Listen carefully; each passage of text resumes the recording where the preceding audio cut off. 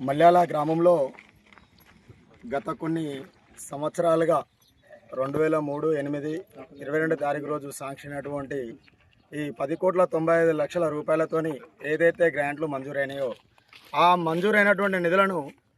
మన సమ్మక్క సారక్క జాతర పోచంపల్లి నుంచి మొదలుకొని బెజ్జంపేట నుంచి ఇక్కడ నుంచి మొదలు పెట్టాల్సినటువంటి పనులను తిరిగి ఉల్టా పల్టాగా పనులను మొదలుపెట్టి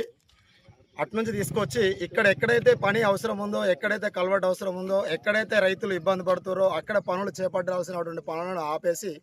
ఇలా యావత్ రైతాంగాన్ని మల్యాల గ్రామంలో ఉన్నటువంటి చాలా రైతాంగం దగ్గర 1,000-1,500 ఎకరాల భూములు ఉన్నటువంటి రైతాంగం నిత్యం నడిచేటువంటి దారి, ఈ దారిని విస్మయానికి గురి చేస్తూ వాళ్ళు కంప్లీట్గా అధికార దాహంతోనే ఇలా ప్రజలను మర్చిపోయి మభ్యపెట్టి అటు నుంచి పనులు తీసుకురావడం వల్ల ఇక్కడ ఉన్నటువంటి రైతాంగానికి ఈ కలవటు లేక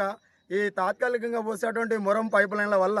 చాలా ఇబ్బందులు ఏర్పడి రైతాంగం నడవడానికి పోవడానికి రాకపోకలకు చాలా ఇబ్బందులు ఏర్పడుతున్నాయి. కాబట్టి ఇప్పటికైనా ప్రభుత్వం రాజకీయాలకు అతీతంగా అందరినీ కలుపుకొని ప్రజలను దృష్టిలో పెట్టుకొని వాళ్లకు ఏదైనా మనం ఎవరం చేసినా కూడా ప్రజా సంక్షేమం కోసమే, ప్రజలు బాగుండాలనే ఆకాంక్షతో మాత్రమే చేయాలి. కాబట్టి మీరందరూ కూడా ఏదైతే అధికారులు వచ్చి చూసినప్పటికి కూడా ఇంతవరకు స్పందన లేదు, వెంటనే స్పందించి ఈ కల్వర్ట్ నిర్మాణాన్ని వెంటనే చేపట్టాలని, పనులు త్వరితగతంగా అక్కడి నుంచి కాకుండా ముందుగా ఈ వర్క్ను కంప్లీట్ చేసిన తర్వాత మిగతా వర్కులు ఏవైతే ఉన్నాయో అవి మీరు యథావిధిగా కొనసాగించుకుంటే రైతులు అనేది ఇబ్బంది పడకుండా వాళ్ళు రాకపోకలకు కానీ ఎడ్లకు కానీ వీళ్ళు